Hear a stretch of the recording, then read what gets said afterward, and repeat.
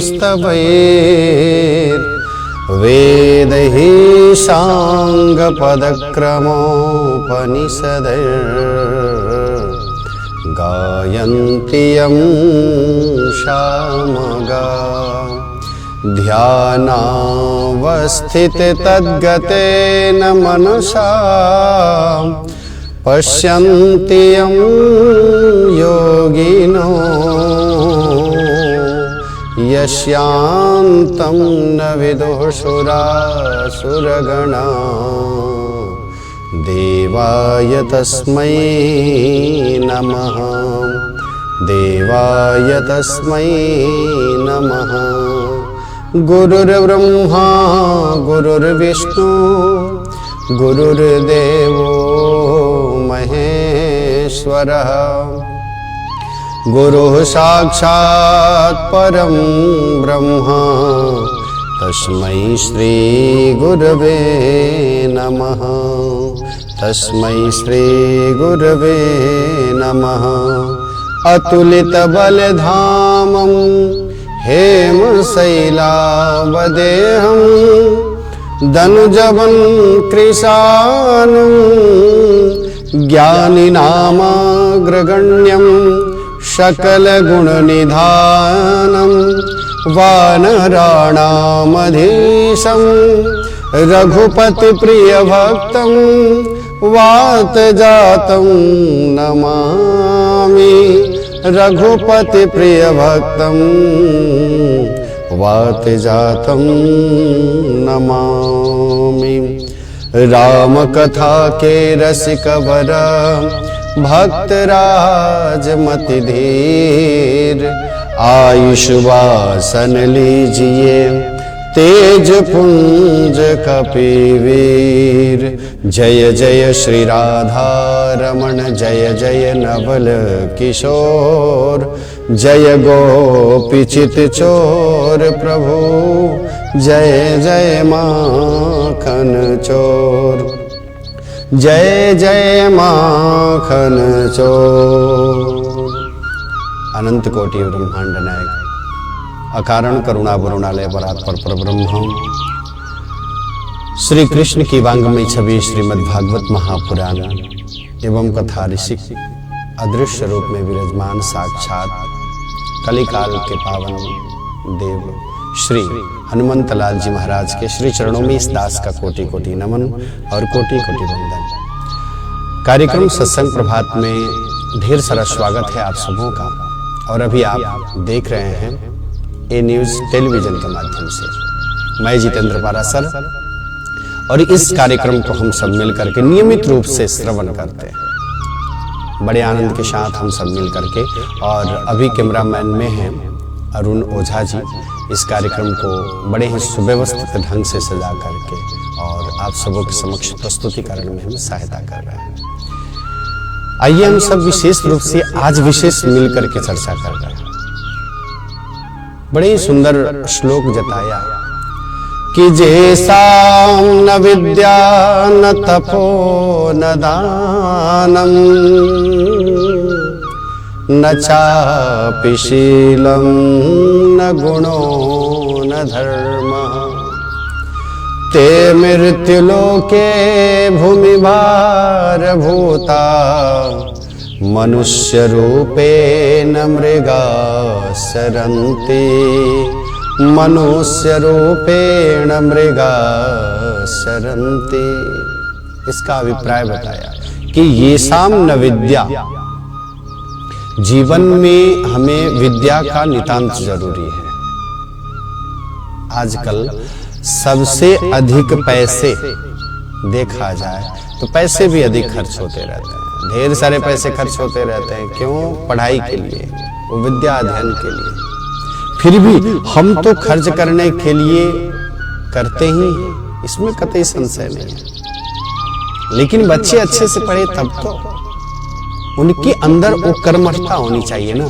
और उनके अंदर जब उनके अंदर यदि कर्मठता है तो फिर पूछना ही क्या है, जीवन कृतार्थ हो जाएगा महाराज। इसी के लिए मनुष्य का पहला कड़ी है विद्या। अच्छा, विद्या से हमें प्राप्त होता क्या है? तो कहते हैं कि जिसके अंदर विद्या समाहित हो गया ना, कभी उग्र नहीं बन सकता है। उसके जीवन में उष्णता फिर नहीं आएगी, उसके जीवन में झलझलापन नहीं आएगा, उसका जीवन कभी अशांतमय नहीं बन सकता। जिसके अंदर विद्या है, जिसने विद्या का अध्ययन किया है, तो उसके अंदर ये सब गुण हो जाते हैं। क्या आया महाराज? तो विद्या ददाति विनयम। विद्या जब उसने अध्ययन कर लिया तो उससे प्राप्त हुआ उसको विनम्रता, यानी समर्पण की भाव, झुकने की कला। और जिसके अंदर ये झुकने की कला है महाराज, कभी वो टूट नहीं सकता। और विद्या हमें झुकने की कला, समर्पण के भाव, विनम्रता की भाव हमारे अंदर समाहित करते रहता है, हमारे अंदर समाहित करते रहता है। विद्या ददाति विनयम, विनम्रता होनी चाहिए। विद्या अध्ययन करने के बाद मनुष्य के अंदर विनम्रता होनी चाहिए। विद्या एक ऐसा धन है कि संसार में सब कुछ चोरी हो जाए, आपके पास में कुछ भी न रहे, सब चीज समाप्त हो जाए, सब चीज समाप्त हो जाए, लेकिन विद्या धन यदि अपने पास है तो किसी भी जगह जा करके विद्या के माध्यम से धन को भी अर्जित किया जा सकता है। तो विद्या ददाति विनयम, हमारे अंदर विनम्रता आई तो इसका मतलब है पहला गुण आपने प्राप्त कर लिया कि कम से कम विद्या अध्ययन करने के बाद मनुष्य के अंदर वो विनम्रता आनी चाहिए। उग्रता आया महाराज, फिर आपने विद्या का अध्ययन नहीं किया। क्यों? विद्या ददाति विनयम, विनम्रता आनी चाहिए। विनय ददाति पात्रताम। जिस समाज में बैठते हैं ना, लोग कहते हैं बहुत अच्छे हैं, ये स्थापित रूप से लोग भी मान सम्मान कदर दृष्टि से आपको देखते हैं।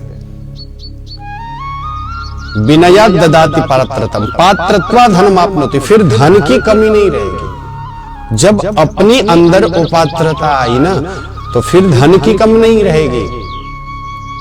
धन का आगमन होना ये तो एकदम प्रवाहित हो जाएगा, मानो कि ईश्वर की परम महती कृपा हो गई, ईश्वर की परम कृपा हो गई उस जीव के ऊपर।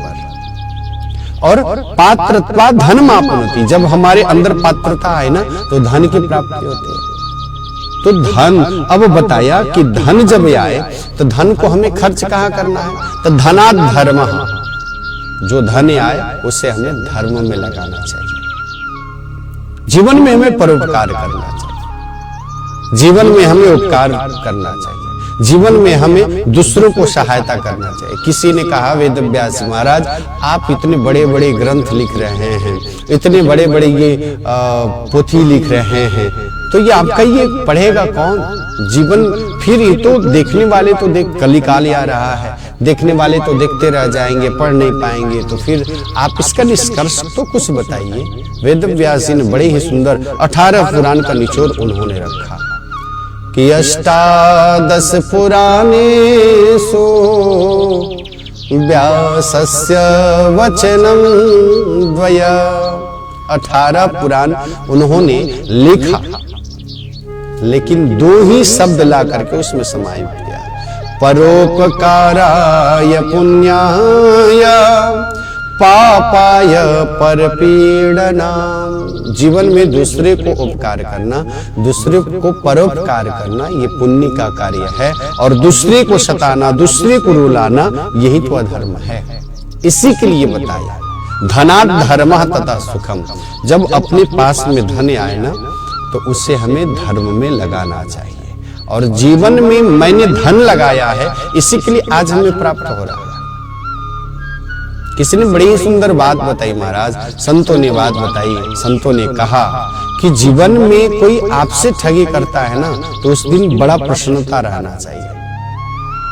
और यदि आपने दूसरे को ठग लिया तो ये समझना चाहिए कि हमने अपने जीवन में कुछ बर्बाद किया है। आज कीड़े मकोड़े बन करके आज ढेर सारे प्राणी अपने आप को भुगत रहे हैं।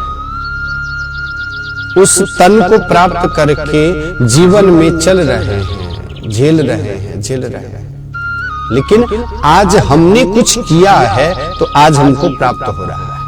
ईश्वर की बहुत बड़ी महती कृपा है, प्रभु की बहुत बड़ी महती कृपा है। इसी के लिए हमें जीवन में किसी को ठगने की आवश्यकता नहीं, अपितु हमारे अपने जीवन में किसी को सहायता करने की आवश्यकता है, किसी को परोपकार करने की आवश्यकता है, धर्म करने की आवश्यकता है। धनात् धर्मः ततः सुखम्। अरे महाराज, धन की 3 गति है। पहला है कि आपने धर्म में लगाया, वो धन आपका है। किसी कारण से आप धन को धर्म में नहीं लगाते हैं तो दूसरा महाराज भोग करके खाओ पियो मौज मस्ती करो, ऐश्वर्याम करो, आज यहाँ चलो कल वहां चलो, कल ऐसे करेंगे आज ऐसे करेंगे, ये आपका धन तो उसमें जाएगा। धन का ये दूसरा गति है। तीसरा गति है महाराज, यदि आपके धर्म करने से बच गया, आपके भोग करने से बच गया, तो तीसरा गति नाश कोई धन को नहीं रोक सकता। यदि नाश नहीं हुआ तो आपके कुल में कोई ऐसा पैदा ले लेगा कि आपके बने बनाए हुए धन संपत्ति को इकट्ठा, आपने रात को रात नहीं समझा, दिन को दिन नहीं समझा, फिर भी आप इकट्ठा करके धन को लाए अपने घर में, और धन लाने के बाद फिर ऐसा आपके कुल में किसी का जन्म होता है कि उस धन को बर्बाद कर देता है, नष्ट कर देता है। इसी के लिए बताया धनात् धर्मः, यानी धन जब प्राप्त हो तो उससे हमें धर्म में लगाना चाहिए। धनात् धर्मः, तब जीवन में हमें सुख की अनुभूति होगी। सुख के लिए हमें भगवान, मानो कि हमने जीवन में बैलेंस कर लिया। आज कहीं ना कहीं जीवन का बैलेंस है, कहीं ना कहीं पुण्य का बैलेंस है, कहीं ना कहीं पुण्य इकट्ठा हुआ था, पुण्य का पुंज था, जिसके बदौलत आज मानव का तन हमें प्राप्त हुआ, मानव का चोला प्राप्त। दुर्लभो मानुषो देहि, देहि नाम क्षण भंगुर। ये दुर्लभ मानव का तन है। ये दुर्लभ परमात्मा की जब असीम अनुकंपा होती है ना, परमात्मा की जब प्रगाढ़ जब कृपा होती है ना, तभी ये मानव का चोला मिलता है, तभी ये मानव का तन मिलता है। जीवन में हमें क्या नहीं मिला, ये समझना चाहिए कि परमात्मा ने हमें क्या नहीं दिया। बस जब कोई कष्ट आती है, कब कोई परेशानी आती है ना, उस समय में यही एक ही बात निकलती है, अरे परमात्मा ने मेरे साथ में वैसा कर दिया, भगवान ने तो मुझे ये दिया ही नहीं। अरे महाराज, परमात्मा ने क्या नहीं दिया ये तो सोचो। ईश्वर ने जो दिया ना, उसका हम परोपकार जीवन में कभी भी सदा नहीं पाए। आज थोड़े पानी के लिए हम बेचैन में आ जाते हैं, बेचैनी आ जाती है, अरे पानी नहीं मिल रहा है। और जिस दिन ऑक्सीजन परमात्मा यदि रोक दे, हवा को परमात्मा यदि जिस दिन रोक दे, तब तो तबाही मच जाएगी ना। जिस दिन खरीदने वाली बात आ जाए कि अरे इसको भी खरीद करके हमें जीना है, तब एक जीव, एक मनुष्य दूसरे मनुष्य को काट करके समाप्त कर डालेगा, दूसरे को नष्ट कर डालेगा। इसी के लिए जीवन में हमें ईश्वर के परोपकार को, परमात्मा के परोपकार को, माँ बाप के ऋण को कोई आज तक चुकाया नहीं। फिर भी हम तो धन्यवाद दे सकते हैं ना। यदि आपको कोई आकर के बैठा करके आपके मंजिल तक पुगा दिया, तो कम से कम कुछ नहीं दे सकते तो धन्यवाद तो बोल सकते हैं ना, भाई साहब आपने मेरे ऊपर बहुत बड़ी कृपा की। अरे महाराज, ठीक उसी प्रकार से आज इतने लाइट लगे हुए हैं, आज बिजली का साधन से जो हम कार्य कर रहे हैं, पंखा चलाते हैं, एसी चलाते हैं, उसमें पैसे लगते हैं, लेकिन जो सूर्य सुबह से लेकर के शाम तक अपने रोशनी को प्रदान करते हैं, जो अपने प्रकाश से इस संसार को पुष्ट करते हैं, उस सूर्य के लिए हम क्या देते हैं? क्या पैसा देते हैं? 2 घंटे 4 घंटे के लिए यदि कृत्रिम चीज बनाया हुआ वस्तुएं के लिए जब हम प्रयोग में लाते हैं तो उसके लिए हम पैसा देते हैं, लेकिन जो सूर्य जो सुबह से लेकर के शाम तक अपने रोशनी को प्रदान करते हैं, उस सूर्य के लिए हम क्या देते हैं? हमें तो ये विचार करना चाहिए। क्या उस सूर्य को हम जल नहीं दे सकते? क्या उस सूर्य को हम धन्यवाद नहीं बोल सकते? ये परम कर्तव्य है, मानव का परम कर्तव्य है कि कम से कम प्रकृति को हम बड़े प्रेम भाव से उनको नमन करें, हृदय से अभिवादन करें कि ये प्राकृतिक में हम जीने, परमात्मा ने इतनी बड़ी हम सबों के ऊपर कृपा की। भोजन करते हैं महाराज, मुख तो यहाँ बनाई, यदि मुख परमात्मा ने कहीं नीचे बना दिया होता, नाक कहीं बगल में बना दिया होता, आंख कहीं ऊपर डाल दिया होता, तो एक भोजन करने में कितनी कठिनाई आई थी। हमने कभी विचार किया है? उस परमात्मा ने इतने सुंदर सिस्टम बना करके हम सबों को भेजा। यदि परमात्मा ने अन्याय यदि हम लोगों के साथ में किया होता, तो यदि मुख को इस जगह मुख है, यदि पेट के पास में मुख बना दिए होते, तो मुख के पास पहले तो अन्न को हम बड़े प्रेम भाव से उस अन्न को मिलाते और मिला करके पहले आंख के पास में लेकर के जाते। आंख पहले तू देखो तुम सही, ये खाने के योग्य है कि नहीं, और आंख ने ओके कर दिया तो फिर नाक के पास में लेकर के आते, नाक कहीं और बनाया, और यदि नाक के पास में लेकर के जाते कहीं सड़ा हुआ तो नहीं है ना, फिर वो यदि ओके करता तो फिर मुख में ला करके हम उस चीज को डालते। परमात्मा ने कितनी बड़ी सुंदर विधि व्यवस्था बनाई। आंख यहाँ पे बनाई, नाक यहाँ पे बनाई, मुख उसके नीचे बनाई। बस जब हम अपने भोजन के ग्रास को जब निकालते हैं तो आंख पहले ही देख लेता है, नाक के पास मिलाते हैं पहले ही सुन करके बता देता है खाने के योग्य है, उसके बाद में डायरेक्ट मुख में डालते हैं। ये परमात्मा की बहुत बड़ी अद्भुत कृपा है, और उस परमात्मा के अध्यात्म से हम परे हो जाएं और फिर संसार में खोजे कि मुझे सुख नहीं है, मुझे सुख नहीं है, हमारे जीवन में तो अशांति ही अशांति है, तो कहां खोजोगे? इसी के लिए बताया धना धर्म तथा सुखम। जीवन में यदि धन आए ना तो उसको धर्म में से लगाया जाए तो क्या होगा? धना धर्म तथा सुखम, तब जीव को सुख की अनुभूति, सुख की प्राप्ति होती है और जीव पावन हो जाता है, जीव कर्तार्थ हो जाता है। इसी के लिए बताया कि मनुष्य के मनुष्यता बरकरार करने के लिए पहला कड़ी है कि जीवन में अध्ययन किया जाए, विद्या अध्ययन किया जाए। कहते हैं महाराज विद्या धन तो ऐसा है, व्यये कृते वर्धतये नित्यम, विद्या धनम सर्वधनम प्रधानम। व्यय कृते, आप जितना बांटो,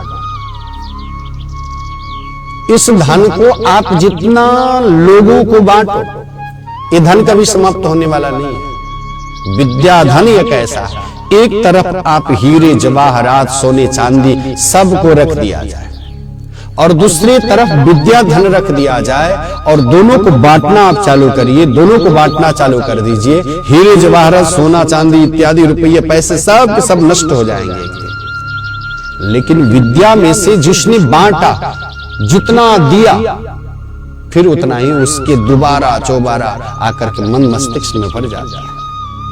तो व्यय कृते वर्धते एव नित्यम, विद्या धनम सर्वधनम प्रधानम, न चौर्यहार्यम न च भातृभार्यम।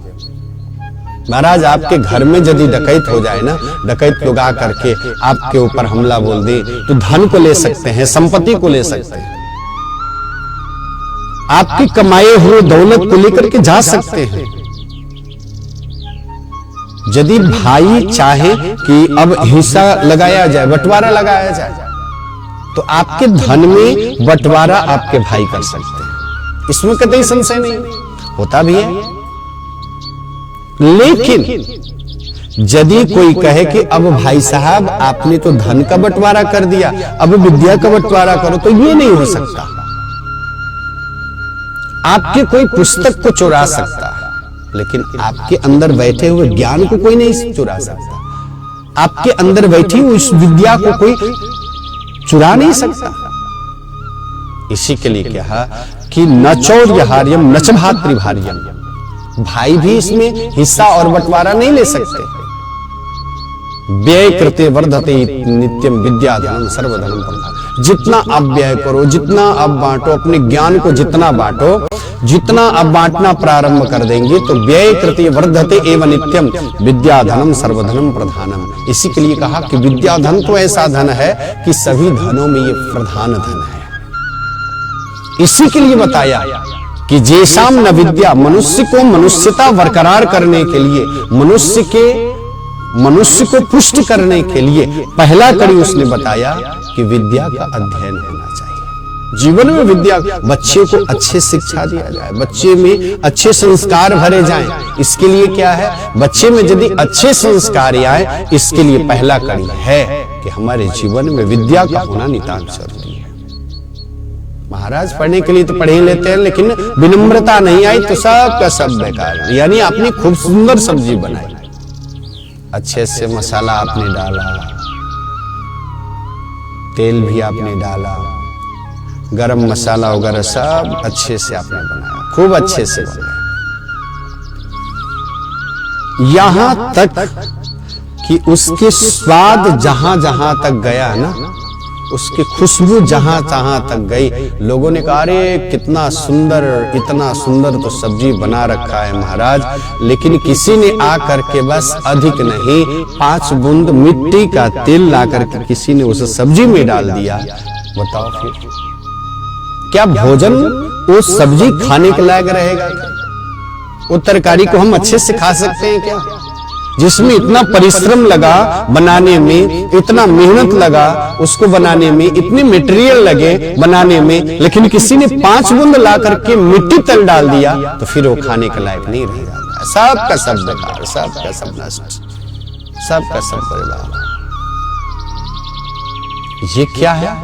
ठीक उसी प्रकार से ये विद्या का भी है। विद्या का भी वही अस्तित्व है महाराज।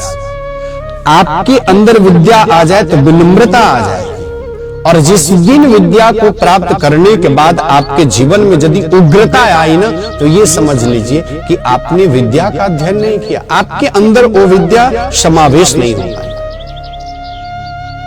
आपने उस चीज को ग्रहण नहीं कर पाया। जिस दिन उग्रता आ गई ना, तो आपने सब्जी तो बनाया, लेकिन किसी ने आकर के मिट्टी का तेल रख दिया ना, तो उग्रता ही मिट्टी का तेल है महाराज।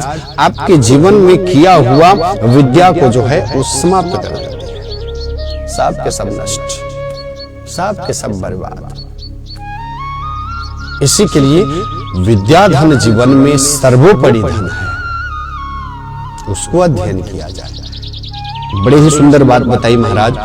शैशवेभ्यस्त विद्यानां यौवने विषयेशिनां वार्धके मुनिवृत्तिनां योगिनां ते तनु त्यजाम। शैशवेभ्यस्त विद्यानां, जो शैशवावस्था है ना, जो बालपन की अवस्था है, उसमें विद्या का अधिक से अध्ययन किया जाए। मैं ये नहीं कहता कि अध्ययन नहीं, अध्ययन खूब किया जाए, लेकिन विद्या के साथ अपने बच्चों के भी घर में संस्कार दिया जाए। हम संस्कारवान बनेंगे, ये अपने मन मस्तिष्क में रख करके कोई कार्य किया जाए। महाराज अपने जीवन में जो हुआ, जो बेचैनी मैंने पढ़ा नहीं पढ़ा, ये कोई मायने नहीं रखता, ये कोई मतलब नहीं रखता, लेकिन आने वाली जो संतति है, अपने बच्चे हैं, उन बच्चे में भी विद्या के साथ साथ संस्कार भी भरा जाए। और जिस दिन विद्या के साथ में संस्कार भरा जाएगा ना, फिर जीवन में कष्ट नहीं आएगी। बच्चे आपको मानना, आपको सम्मान देना, आपको आदर देना शुभारंभ कर देंगे। इसी के लिए बच्चे के साथ बैठा जाए, बच्चे के साथ में अच्छे से उनके साथ में बैठ करके उनके जीवन का, अपने जीवन का कुछ अनुभव उन बच्चे में भी समावेश किया जाए। ये जाने, ये पहचाने कि जिस पैसे से बच्चे पढ़ रहे हैं, आखिर वो पैसे आ कहां से रहे हैं।